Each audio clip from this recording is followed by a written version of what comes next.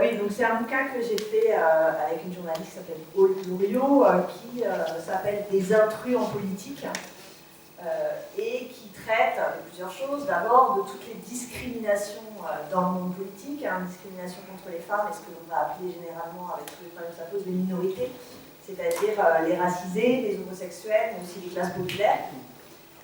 Et on a travaillé sur le temps long. Moi, j'ai été un peu historienne de service, mais ça ne m'a pas empêché de faire un petit peu d'enquêtement sur des trucs plus récents. Et donc de nos jours aussi, sur toutes les formes de discrimination à l'égard de ces minorisés et minorités, puisque les femmes ne sont pas minorités mais minorisées, c'est-à-dire ce qui relève de la sous-représentation, ce qui relève de l'affectation à des tâches assignées en fonction de son genre, de sa classe sociale, de son orientation sexuelle, de sa race, et tout ce qui relève des violences symboliques et effectives, sachant qu'on n'a pas abordé la question des violences sexuelles qui ensuite ont explosé. On a fait notre enquête avant MeToo, parce que c'est un sujet beaucoup plus difficile et qu'on voulait plus travailler sur la lame de fond. Et puis on a aussi travaillé sur toutes les réactions des personnes justement discriminées, la façon dont elles peuvent retourner leur stigmate, enfin, c'est pas exactement la même chose, mais ça en relevé, c'est une théorie de Goffman, mais aussi comment elles pouvaient essayer de le cacher pour atténuer les discriminations. Alors au début on a travaillé sur ce qui se passait dans les hémicycles, les exécutifs, et puis très vite on s'est rendu compte qu'évidemment il fallait aller regarder dans les partis en fait, parce que bien évidemment les partis sont tout à la fois les coulisses et les cuisines des discriminations qui ensuite s'expriment dans des espaces plus médiatisés et sur lesquels on connaît plus de choses. Et dans la répartition du boulot, moi je me suis chargée justement de cette enquête sur les partis, parce que Aude Loriot, elle travaillait plus sur ce qui se passait justement dans les aspects plus médiatiques, c'est une journaliste, parce que moi, c'est pour dire aussi d'où je parle, j'ai une expérience courte, mais qui a été importante pour moi dans un parti. J'étais au Parti de gauche avec Sarah, j'ai fait 4 ans au Parti de gauche, et cette expérience m'a donné effectivement une connaissance que je ne pourrais jamais avoir que si je n'avais été que universitaire à l'extérieur et n'ayant jamais fait partie, d'où l'importance, je pense, d'avoir la double expérience, parce qu'en fait, ça permet de comprendre des choses qu'on ne comprendrait pas sinon. Ça me permet d'ailleurs de comprendre des trucs sur le 19e siècle. Je pense que c'est très efficace quand on fait du politique, enfin, l'histoire politique pour faire la politique. Donc c'est un travail qu'on a mené avec énormément de lectures, mais aussi en s'appuyant sur des entretiens. On a mené une quarantaine d'entretiens avec des personnalités politiques, certaines au niveau national. On a interrogé un certain nombre de ministres, mais aussi des responsables locaux de comités ou de sections ou de fédés, ça dépend des partis. Dans à peu près tous les partis, on a interrogé des gens de l'extrême droite à la gauche radicale. On a un peu tout. Il y a eu des entretiens avec des membres du FN, je ne vous raconte pas, c'était l'horreur. Alors là, ce dont je vais vous parler, c'est dans cette enquête un seul aspect, qui est par ailleurs le seul qui est relevé par les journaux qui s'intéressent à nos bouquins, ce qui pose un peu de problème aussi, parce qu'on a quand même parlé d'autres choses, mais qui est la question justement de tout ce qui relève du sexisme et du masculinisme dans les partis. Je vais donc avoir un discours pas forcément positif sur les partis, alors que sur tout un tas d'autres trucs, je pourrais être assez positif. Moi, je suis assez... je pense absolument pas qu'il faille faire disparaître complètement les formes partisanes, non pas que je sois... c'est pas un truc d'amour de l'autorité, mais c'est parce que je pense que, pour tout un tas de raisons qu'évoquait Vanessa, les partis sont des cadres très importants. Je vais vite parce que c'est bon. Mais je vais quand même poser 2-3 choses qui sont valables pour tous les discriminés, quels qu'ils soient. Toutes les personnes que nous avons interrogées ont toutes reconnu avoir subi qui le sexisme, qui le racisme, qui une forme de mépris social, qui l'homophobie dans le cadre de leur parti. Et ceux même dans des formations qui s'en défendent. Ça, c'est vraiment présent. C'est pas du tout surprenant que les partis soient des cadres qui activent ces violences, d'abord, ces assignations identitaires. C'est pas forcément des violences, j'exagère en disant violence, on va dire des assignations identitaires. D'abord parce que les partis sont des cercles, on a dit, de très forte sociabilité, de très forte solidarité. Et il suffit de faire un tout petit peu de sociaux pour savoir que plus on est dans des cercles de sociabilité et de solidarité fortes, plus c'est des cercles de violence. La famille en étant évidemment le meilleur exemple. Et donc à la fois, solidarité, sociabilité et violence vont toujours de concert, c'est normal. Et par ailleurs, les partis sont des lieux de pouvoir, puisqu'ils préparent le pouvoir. Et donc, ces violences n'en sont que plus activées dans ce contexte, c'est logique aussi. Pour autant, il est très difficile d'avoir accès à ce qui peut se passer en termes de sexisme, de masculinisme dans ce cadre, et pour le reste c'est vrai aussi, dans le cadre des partis, parce que c'est quelque chose qui sort très peu des partis. En effet, justement, et ça on l'a vu partout, les partis, on ne dit pas ce qui s'y passe, on ne raconte pas les petites piques, on ne raconte pas les discriminations, etc. C'est Laurence Rossignol qui nous disait « Moi je suis une politique, je déteste qu'on lâche notre linge sale en famille ». D'autres, ils nous disent « La politique, c'était Isabelle Attard qui disait ça, si tu considères le parti comme une famille, tu as un devoir de loyauté. Donc on ne dit pas ce qui se passe dans le parti, quand bien même on en souffre. » Ça, c'est quelque chose d'assez fréquent. En plus de ce qui relève de la loyauté, etc., il y a aussi que tout simplement, si on veut progresser dans un parti, on ne va pas en dire du mal. Donc il y a cette idée que si on ne veut pas se mettre le parti à dos, il y a quand même intérêt à taire un certain nombre de choses. Tout cela crée en fait une espèce de culture de secret, de loi du silence, dont on a beaucoup parlé au moment de l'affaire Beaupin, dont on a parlé aussi après les affaires MeToo, et qui porte et qui enferme un peu les partis dans ces problèmes qui sont les leurs. Alors, ces discriminations, et là je ne parle que du masculinisme, mais c'est vrai pour le reste, elles commencent dès l'entrée en militance, elles commencent dès l'entrée dans le parti. Et elles sont, pour le cas des femmes, favorisées par le fait que les femmes ne sont pas aussi nombreuses que les hommes dans les partis politiques, elles sont intéressées, ce qui est vrai aussi des racialisés, etc. Tous les travaux publiés récemment, le problème c'est qu'on a peu de sources, mais les partis donnent très peu leur nombre d'adhérents et surtout la nature de leurs adhérents. Mais quand on y a accès, on se rend compte que les partis sont tous plus masculinisés, mais aussi plus blancs, plus élitistes que la société. Moins que le personnel politique, mais ils sont justement entre les deux le moment où s'effectue le tri. Et déjà, le tri s'est effectué. C'est vrai quand on regarde les chiffres des adhérents, mais ça l'est plus encore quand on regarde les militants. Il y a une différence entre adhérer, prendre une carte et militer.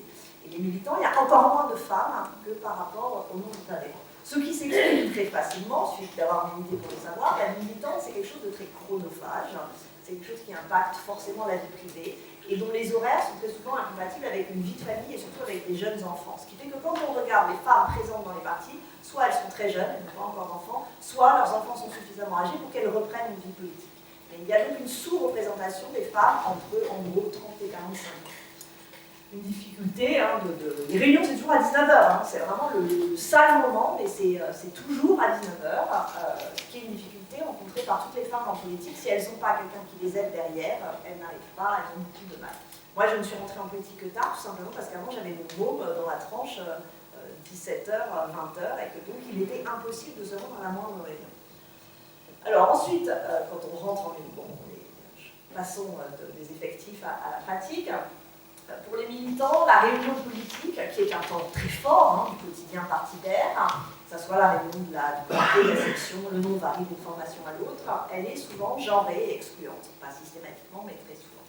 La parole masculine y domine, au point que dans certains partis, pour essayer de le contrer, on a mis en place ce qu'on appelle la prise de parole à fermeture éclair. C'est-à-dire qu'un homme parle, une femme parle, un homme parle, une femme parle. Et si une femme n'a pas parlé, un homme ne peut pas reprendre la parole. C'est des pratiques qu'on trouve à Europe Écologie Les Verts, à Ensemble et dans certains comités des partis de gauche. Sinon, on a un certain nombre de partis, souvent à peu près toujours à gauche, qui font attention à ce que les femmes prennent régulièrement la parole et qui signalent. Celui qui tient la réunion dit qu'il n'y a pas beaucoup de femmes qui ont parlé. Mais c'est vrai que, hors ce type de dispositif qui tend à se répandre, il y a des mecs qui parlent. La première réunion à laquelle j'ai participé, il n'y avait que des hommes qui parlaient. J'étais un peu surprise, après ça s'est un peu arrangé. Rajoutons toutes les formes de domination verbale que l'on connaît, sur lesquelles je ne vais pas m'étendre, les petits commentaires sexistes sur les tenues, les ma petite, c'est pas très original, mais ça existe aussi dans les partis, et même dans des partis qui pourtant luttent contre. A noter que cette importance de la prise de parole dans les organisations politiques, elle a toujours été soulevée. Il y a un texte de Madeleine Pelletier en 1908, donc vous voyez, ça date, dans la revue socialiste, où elle dit que le truc déjà à travailler, c'est la question de la prise de parole politique et de la part de la parole des femmes. Il y avait, dans les années 70-80, un mouvement éphémère, mais très intéressant, qui s'appelait Arc-en-Ciel, qui était un mouvement de militants écologistes, aussi de la gauche, mais il y avait quand même pas mal d'écolos, tu vas connaître, qui invitait les organisations politiques, les partis, à prendre très en considération la question du genre et qui a justement commencé à faire ces fameuses prises de parole fermeture éclair, qui peuvent sembler un peu exagérées, mais après ça fait prendre des habitudes et on se rend compte que quand une organisation l'a fait, au bout d'un moment, les femmes prennent l'habitude aussi de prendre la parole et ça marche mieux. Alors, par ailleurs, vous devez le savoir, si vous êtes militant, dans la vie militante, toutes les tâches ne se valent pas, elles ne sont pas également reconnues, elles n'ont pas la même rétribution symbolique. Or, à nouveau, la division genrée est présente. En gros, je caricature, mais c'est pas non plus complètement faux comme toute caricature, les hommes rédigent les tracts, les femmes les distribuent. Il suffit d'aller sur un marché hors du coup de feu d'une campagne, là on peut trouver des mecs sur les marchés, mais sinon, quand vous êtes dans le laitiage, le moment où c'est essentiellement le tract, en fait, la diff, ce qu'on appelle, c'est soit le bisutage du nouveau venu, comme ça on voit s'il en a un peu dans le... Il a du courage, quoi, et parce que c'est pas très drôle, comme on l'a dit, se lever à 5h du matin, enfin c'est jamais 5h, enfin 8h le dimanche, c'est pas très cool non plus, et l'affaire du militante, c'est les femmes qui tractent, ou les jeunes hommes qui arrivent et qui ne durent pas très longtemps. En revanche, un truc de mec, c'est le collage de nuit. Parce que le collage, a lieu de nuit parce que c'est illégal, alors ça, c'est une affaire d'hommes. Dans certaines formations, au PS par exemple, on annule les collages quand il n'y a que des militantes qui sont inscrites, au motif que ce ne serait pas sécure, ce qui en dit pas mal sur les préjugés qu'il y a derrière. Parce qu'il y a tout un roman partidaire sur les grands collages. Alors on a rencontré une équipe, on a failli se battre, et puis les filles sont arrivées, et tout bon. Voilà, c'est tout un truc, ce qui, en pratique, moi j'en ai fait des tonnes, des collages, une fois j'ai payé une petite amende, et le reste du temps on n'a jamais croisé de trucs très dangereux. Au pire, on vide le saut de colle quand les flics arrivent, ça va pas beaucoup plus loin. Mais les messieurs aiment bien nourrir les récits épiques de leur nuit de collage, valorisantes, débilisantes, qui se terminent en général parce qu'on prend des pots après la nuit de collage, et puis c'est à qui a collé le plus haut, le plus sous le nez du PC, dans notre cas c'était ça, le plus, enfin voilà. On est assez vite dans le contour de bite, excusez-moi l'expression, mais c'est quand même ça qui se passe dans les soirées de collage. Il en va de même pour les services d'ordre des partis, qui sont majoritairement masculins, au motif que le service d'ordre, c'est une question physique. Alors là aussi, il y a une spécificité dans le parti de gauche. Le service d'ordre du parti de gauche avait une très forte volonté paritaire, il était toujours dirigé par un homme et une femme. Il y avait des formations spécifiques pour que les femmes, justement, intègrent, et un appel pour que les femmes intègrent le service d'ordre, lequel, au demeurant, reposait moins sur la force physique que sur la valorisation d'une autorité calme et par conséquent moins genrée. Ça, c'était très intéressant et on l'a trouvé dans aucun autre parti quand on a fait notre enquête. Ah, les moments sont non violents. C'est tout. Pas violentistes. Ouais, c'est quand même Sylvain Garel qui était hier boire à glace qui le alors que non, la romance Diane, c'était pas une arme à glace, n'empêche qu'elle était super efficace. Bon, alors, ce qu'on a aussi, ce qui est très net quand on regarde la vie politique en général, c'est qu'il y a des assignations stéréotypées en fonction du genre, mais aussi des autres trucs. Les femmes, c'est le care, par exemple, social, etc. On retrouve ça dans les partis. Les femmes sont, ça c'est logique, dans les associations féminisme, égalité, etc., droits des femmes, mais elles sont aussi dans tout ce qui est commission santé, jeunesse, affaires sociales. Alors là, elles sont toujours là. On notera au passage que ces commissions femmes, féminisme, droits des femmes, etc., quand on a mené notre enquête, n'existaient que dans les partis à gauche. Il n'y en avait ni à l'UDI, ni aux Républicains, ni au Front National. C'était vraiment une caractéristique des partis de gauche. Pour autant, pour voir un peu ce qui se passe sur ces questions-là, l'année dernière, ça a pu changer, mais j'en ai pas vu passer. Dans aucun statut de parti, sauf au Parti communiste, le harcèlement sexuel était considéré comme une faute pouvant impliquer des sanctions internes au parti. C'est le seul qui le met dans ses statuts. Pour les autres, c'est non dit. Alors évidemment, on dit que oui, mais ce n'est pas dans les statuts. Avant l'affaire Bopin, il n'y avait pratiquement aucun dispositif interne de lutte contre le harcèlement sexuel dans aucun des partis de notre échiquier politique. En pratique, de toute façon, quand on regarde, jusqu'à l'affaire Bopin, maintenant je ne sais pas très bien, je dis que ça change, mais je ne sais pas, les appareils politiques, en général, attendent des décisions de justice pour prendre des sanctions quand ils en prennent, parce qu'il y a tout un tas de partis qui ne prennent pas de sanctions. Il en va, disent-ils en général, de la présomption d'innocence, certes, mais on peut s'étonner parce que dans un certain nombre d'autres cas, la présomption d'innocence n'est pas appliquée. Ça n'empêche pas de suspendre ou de virer des militants alors que le harcèlement sexuel, non.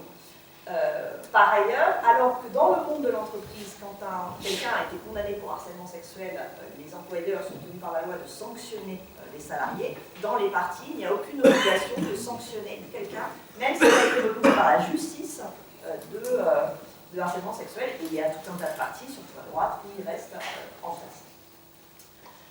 De façon générale, après l'affaire Bopin, les partis ont été quand même obligés de se poser un certain nombre de questions sur leur pratique par rapport au harcèlement sexuel qui existait dans leur parti. On sait qu'ils sont très nombreux. Il y a un côté très libidinal dans le parti qui coup, ça fait qu'on est tout le temps ensemble le soir, enfin, vous imaginez. Le problème, c'est que, en fait, la solution est souvent de dire qu'il va y avoir des gens pour recueillir la parole, mais la plupart des gens dans les partis pour recueillir la parole de victimes de harcèlement sexuel ne sont pas formés à le faire. Or, c'est pas quelque chose qui s'improvise, hein. Quelqu'un qui arrive et qui explique qu'elle a été harcelée, voire violée dans le cadre de son parti. Donc souvent, la solution, c'est de donner le nom de contact à l'extérieur, association ou justice, sachant que par ailleurs, très peu de femmes portent plainte, comme vous le savez, et dans le cadre du parti, c'est compliqué. Mais c'est toujours pareil, c'est-à-dire qu'on s'en refaire à l'intérieur et on ne réfléchit pas dans les partis à des procédures internes, même si, là aussi, je vous dis, c'est en train de se faire. On a fait, on était avec Vanessa, une journée d'études au Sénat sur que se passe-t-il dans les partis depuis les affaires MeToo, et un certain nombre de partis commencent véritablement, mais ça reste toujours très flou, hein. Il n'y a pas de truc très précis.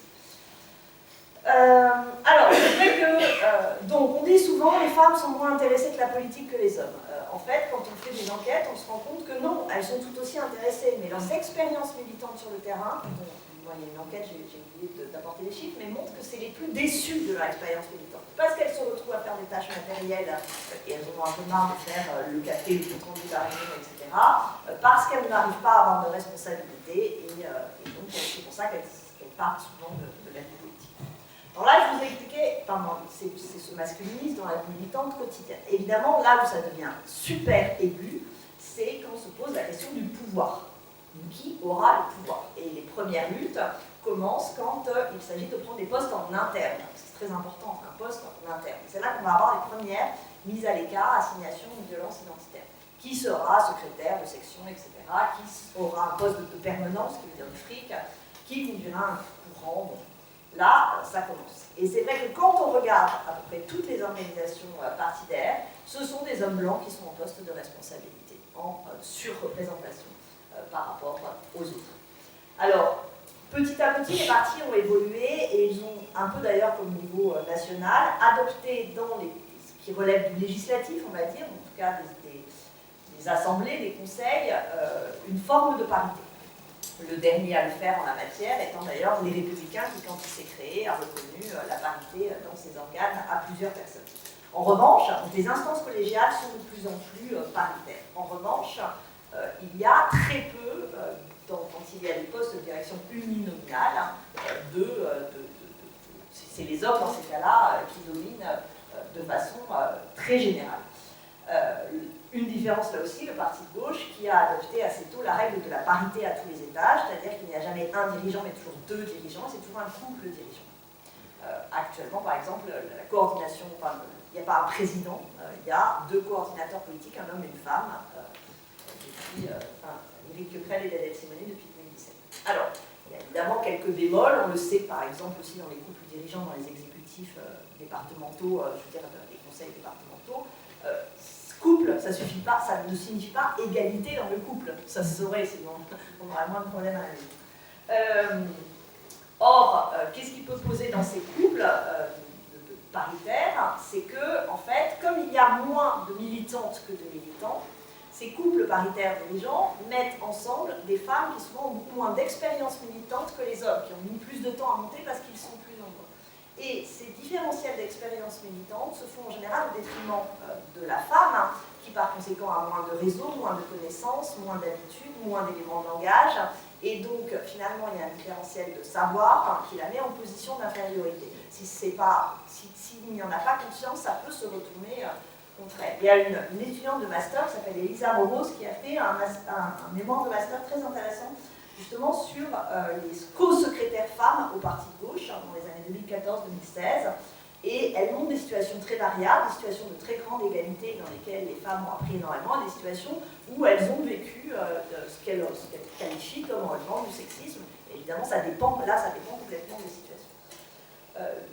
Dans un atelier qui était à l'université du Parti de gauche en 2016, qui était consacré au sexisme au milieu militant, donc c'est pile poil ce dont on parle, Laïla Leakoum, qui est la secrétaire au féminisme, qui s'occupe des jeunes au Parti de gauche, le disait elle-même, Elle dit qu'il faut absolument que les co-secrétaires femmes aient des véritables tâches, qu'on les relègue trop souvent à des tâches organisationnelles. Par exemple, c'est elle qui gère les fichiers de militants. Elle disait, c'est sûr, tenir un fichier de militants à jour, c'est très important. Mais si c'est pour laisser systématiquement le rôle de représentation politique aux hommes, ça ne va pas. Donc il y a des trucs à travailler. L'autre problème aussi, c'est que comme les femmes sont moins nombreuses, dans le cadre en tout cas du PG, et que comme tout est paritaire, les femmes se retrouvent avec plein de casquettes. Elles sont au Conseil national, elles sont dans les commissions, parce qu'il faut des femmes. Et en fait, elles croulent sous les tâches, et donc ça les met en position de moins bien exercer leurs fonctions que les hommes qui ont souvent qu'une seule tâche. Alors, il y a aussi, dans d'autres parties, la conduite des courants. Dans la conduite des courants, c'est souvent les hommes qui conduisent les courants. Et quand les femmes les conduisent, on les met beaucoup moins en valeur. En gros, si vous voyez, il y a déjà pour les dirigeants des formes de discrimination. Un degré est ensuite franchi dans la concurrence et dans les possibles violences et discriminations dans l'établissement des investitures pour les élections. Là, on rentre vraiment dans la guerre. Parce que d'abord, il faut voir que ces désignations reprennent les schémas de discrimination qui ont conduit déjà à éliminer un certain nombre de femmes, et on verra plus tard de racisées, dans les postes dirigeants du parti. Parce qu'on donne l'investiture pour l'élection à celui qui a du poids dans le parti. Parce que ça veut dire qu'il va pouvoir mobiliser des militants, parce qu'il est dans les réseaux, etc. Donc déjà sous-représentées au poste interne de direction, les femmes peuvent se retrouver sous-représentées dans les investitures pour les candidatures. Alors, évidemment, la loi de parité a un peu arrangé les choses. Ça a commencé, cela dit, avant les lois de parité, qui datent pour la première de 99 et ensuite celle de 2000. La première fois, on a un peu fait attention à mettre des femmes sur les listes, que les partis ont fait attention à mettre des femmes sur les listes électorales, c'est en 86. C'était des législatives, mais c'était des législatives à la proportionnelle. S'il y a bien quelque chose qui est efficace pour faire rentrer des minorités ou des minorisés, c'est la proportionnelle. 25% de femmes candidates, je parle de tous les partis à ce moment-là, en 86. Mais bizarre, à la fin, elles ne sont toujours que 5% à l'Assemblée. Mais que s'est-il passé entre les deux? Très simple, on les a foutus en queue de liste. Donc il y avait d'abord genre 6 hommes, puis 6 femmes. Donc les premiers élus, c'était les hommes, ça n'a pas changé grand-chose. Enfin, il y avait moins, il y a eu des femmes qui ont pu, 25% qui ont pu avoir l'investiture. D'où l'idée, que donnait d'ailleurs le mouvement arc-en-ciel, de faire ce qu'on appelle des listes Shabadabada, le film Un homme et une femme, c'est-à-dire un homme, une femme, un homme, une femme. Comme ça, on ne peut pas les reléguer en fin de liste. Le premier qui fait une liste Shabadabada, c'est les Verts, en 89, mais à l'époque, ça paraissait complètement incongru de faire un truc pareil. Alors, 94, on est aux européennes, et le Parti Socialiste fait une liste Shabadabada pour les européennes. Les européennes, c'est pas super important, donc on peut mettre un peu des femmes. Il y a ça aussi qui joue quand même dans ce genre de truc. Bon, et aussi ce qui a joué, c'est là qu'on voit que c'est pour ça que finalement c'est bien que les partis soient en crise, parce que des fois ça leur fait pas de mal. Parce que 93, je peux vous dire, le PS, ils n'étaient pas très en forme. Ils s'étaient pris de dérouiller aux dernières législatives, et donc ils étaient vraiment pas très en forme. Ils font des états généraux pour essayer, pas vraiment en fait de trouver des solutions. Leur idée, c'est qu'il faut remobiliser les militants. C'est le grand truc d'un parti quand il s'est pris une claque, il faut remobiliser les militants. Donc ils font des états généraux, ça veut dire en gros ils font exactement comme en 89, une grande assemblée à laquelle ils décident de donner aucun pouvoir, mais comme ça va libérer la parole des gens. Donc les fédés sont invités à envoyer des gens. Comme tout le monde voit bien qu'il n'y a pas de pouvoir dans ces états généraux, on envoie les femmes, comme d'hab. Donc aux états généraux de 93 se retrouvent tout un tas de socialistes femmes, seules, enfin très dominantes pour une fois. Elles montent à la tribune, elles prennent la parole et elles y vont, mais à la machette. Et elles expliquent que ça suffit, il faut la parité, il faut rentrer. Elles dénoncent toutes les discriminations à la tête du PS. Françoise Gaspard qui nous a raconté ça, elle y était, dit mais vous verriez, enfin la tête des caciques, les mecs, genre vous ne comprenez pas ce qui leur arrivait quoi. Bon, en 94, en prenant acte de ces revendications, Michel Rocard prend la tête de liste européenne et dit que ce sera une liste Shabadabada paritaire. Donc c'est la première fois que ça se met en place. Ça a gueulé et après, comme il a perdu, en plus on a dit que c'était la faute des femmes.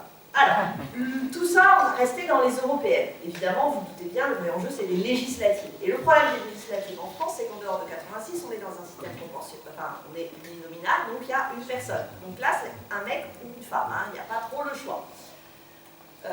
Et le PS, qui était d'ailleurs très en retard là-dessus par rapport à ses homologues européens, ne faisait aucun effort pour qu'il y ait plus de candidates femmes sur le scrutin uninominal.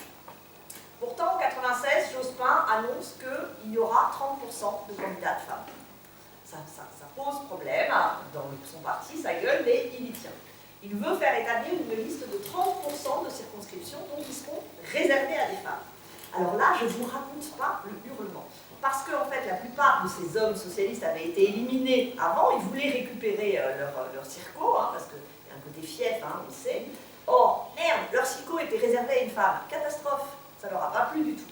Donc, tous les arguments classiques que l'on connaît encore ont été activés pour essayer d'éviter que des femmes soient candidates. Il n'y en aurait pas localement, alors souvent il y en avait plein, elles ne seraient pas assez implantées. Alors quand il disait au national, il n'y en a pas assez, le national disait, ben, on va vous en envoyer une. Ah non, un parachutage, vous n'y pensez pas, les électeurs détestent les parachutages. Il y a Laurence Rossignol qui nous racontait que dans son parti, donc au PS, il y a un dirigeant dans un département rural qui a dit à cette époque-là, si vous en connaissez une qui sait chasser le sanglier, vous pouvez toujours me l'envoyer. Donc vous voyez un peu l'ambiance. Bon, là-dessus, dissolution du parti, dissolution, pardon, je rêve là, je laisse même, dissolution de l'Assemblée nationale par Chirac, vous vous souvenez, ça prend de court le parti, la plupart des hommes en profitent pour dire, ah bah ils n'ont pas eu le temps de se préparer, on va laisser tomber cette histoire de 30% de circo réservés. Là, ça a été très dur, mais le PS a tenu, et il y a eu effectivement 30% de commissions réservées. Après, il a fallu les trouver, les femmes, dans ces commissions. Et là, ça a été très drôle, parce qu'il y a des types, par exemple, qui n'ont pas supporté qu'on prenne leur circo. Alors, ils ont dit, ok, une femme, par exemple la mienne. On a ça, par exemple, en Meurthe-et-Moselle, le conseiller régional a mis sa femme, parce que, il n'a pas réussi, les militants de découvrir. Il y a tout un tas, ils ont trouvé tout un tas de trucs. Quand vraiment ils n'arrivaient pas, ça a été des élections où il y a eu énormément de candidatures dissidentes, que des hommes, parce que c'est ceux qui n'avaient pas réussi à avoir, ils ont été prêts à perdre, et d'ailleurs souvent ils vont perdre la femme socialiste sur la circo, parce qu'ils ne voulaient pas lâcher leur truc. Ou alors leur grand machin, c'était de s'arranger pour que la femme qui arrive ne les menace pas dans leur fief. C'est-à-dire que là, d'un seul coup, ils étaient complètement pour les parachutages, parce que le parachutage, elle n'a donc pas d'implantation locale, ce qui fait qu'à l'élection suivante, il va pouvoir arguer de son implantation locale pour se réinstaller. Bon, je vais vite, il y a 1 milliard de moyens qui ont été utilisés pour que ces premières femmes candidates sur des circos réservés soient dévalorisées. Mais surtout, ils ont créé une espèce de figure qui est fausse quand on travaille sérieusement sur la question, qui est la figure de la femme quota, c'est-à-dire la femme qui serait là que pour faire la parité. Et ça, c'est très délégitimant forcément pour une femme en politique, elle n'est là que parce qu'il y a la parité. Donc on dit qu'elle ne se serait pas présentée sinon, on a dû la forcer, on a dû aller chercher, on a dû la convaincre, personne ne la soutient, voilà, non. Alors qu'en réalité, quand on voit les femmes qui ont été candidates en 96, elles étaient toutes implantées localement, elles avaient des appareils, des militants qui les soutenaient, elles ont été élues souvent par des militants, certaines exerçaient des fonctions municipales, donc ça ne correspond pas à la réalité politique, mais la figure de la femme quota est utilisée pour dévaloriser la place de ces femmes qui sont rentrées avec le cadre de la parité. Hop, j'accélère. En tout cas, bon, finalement, il y a eu 131 candidates, 27%, ils n'ont pas réussi à faire le 30%. Il faut savoir que le PC, à la même époque, avait promis lui aussi 30%. Mais comme c'est uniquement les militants qui ont décidé de désigner les candidates et qu'il n'y a pas de circo réservé, en fait, ils ont désigné des hommes, donc ils n'ont pas obtenu leur 30%. Et là, il y a eu 27%, au final, 17% de femmes qui ont été élues. Parce qu'ils ont trouvé un nouveau truc. Les circos réservés, ce n'était pas forcément les circos gagnables. Les circos gagnables ont été réservés à des hommes. Les circos pas gagnables, genre, vous voyez, Neuilly, par exemple, genre de trucs, ou des arrondissements parisiens bien... Et bien là, c'est pour les hommes. En revanche, celles qui, de toute façon, celles qui sont allées affronter les grands classiques de la droite, c'est les femmes. C'est pas les hommes qu'on a envoyés. Cela dit, 17% c'était bien. Il faut savoir qu'avant, elle ne formait que 4,5% du groupe socialiste, qu'à la même époque, l'UDF c'était 6,4% d'élus. Les seuls qui étaient mieux, c'était les Verts, avec 37,5%. Non, mais vous êtes très clairement très en avance. De toute façon, les lois de parité, il faut le savoir, quand elles arrivent, elles soulèvent une levée de bouclier de la part des hommes politiques dans les partis. Et ceux qui crient le plus, c'est les jeunes. Parce qu'en fait, les plus âgés savent qu'ils vont garder leur circo, ils sont installés, on ne peut pas, c'est pas possible. En revanche, les jeunes hurlent. Et notamment au PS, et vous allez voir qu'on va retrouver des gens que depuis on connaît dans d'autres officines qui nous posent un certain nombre de problèmes, enfin en tout cas à moi, les jeunes trentenaires au moment du PS, au moment tu vois de qui je parle, au moment de la loi de parité, lancent un appel, ils disent « Nous sommes la génération sacrifiée ». Alors, c'est Laurent Baumel et Emmanuel Morel, Jean-Baptiste Royer, non pas Jean-Baptiste Royer, si Jean-Baptiste Royer et Laurent Bouvet, le voilà. Laurent Bouvet faisait partie de ces hommes qui ont signé, alors c'est une tribune terrible, alors il commence par dire « Non mais le choix philosophique de la parité c'est très bien, oui mais, je cite, l'exclusion historique subie par les femmes pendant tant d'années ne saurait justifier l'éviction de responsabilité de quelques générations d'hommes. » Donc voilà, et ça terminait par « Pourquoi devrait-on payer pour des erreurs historiques dont nous ne sommes pas responsables ?» Non oui, c'est sûr. Voilà, donc en gros, les hommes qui avaient presque 100% et qui se retrouvent avec 70% des investitures, bah, ils ne sont pas contents parce qu'ils n'ont plus que 70%, c'est ce que nous disait Laurence Rossignol. Donc, ça a créé, il y a eu ça dans beaucoup de partis. Hein. On a interrogé plusieurs responsables de la droite qui nous ont dit, mais alors les jeunes, les trentenaires et les quarantenaires, enfin à l'époque UMP, et puis maintenant ils hurlent. Enfin, c'est vraiment, ils ont l'impression d'être les gros sacrifiés. Peu après, mais là je détaillerai plus tard, donc les partis ont fait la place aux, on disait diversité, je reviendrai sur le terme, sur les listes, c'est-à-dire en gros les non-blancs, les racialisés.